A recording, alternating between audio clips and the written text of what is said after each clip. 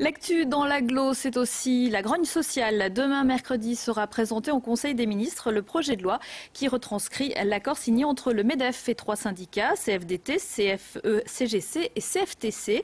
Un accord qui a poussé les autres syndicats à lancer un appel à la grève aujourd'hui.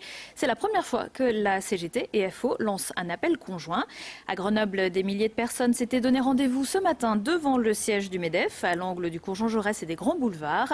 Malgré quelques mesures saluées par tous, comme le fait qu'à partir du 1er janvier 2016 au plus tard, tous les salariés bénéficieront d'une complémentaire santé partiellement prise en charge par leur employeur.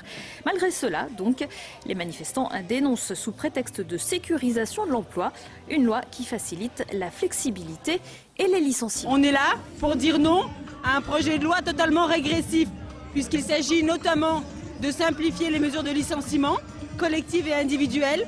Il s'agit également de proposer des accords d'entreprise qui viseraient à réduire le salaire, à augmenter le temps de travail.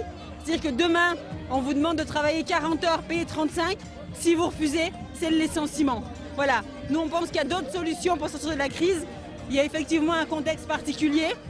10% de chômeurs en France, 75% des recrutements qui se font en CDD, 2 à 3 millions de travailleurs pauvres. Ça nécessite des solutions nouvelles, des formes nouvelles. Ça nécessite effectivement qu'on négocie et qu'on discute, mais dans l'intérêt des salariés, pas pour les sacrifier sur l'autel de la rentabilité. Citez-moi une entreprise, moi je vous en cite deux, Continental et Bosch. Ils ont fait des sacrifices, il y a eu des plans de licenciement terribles.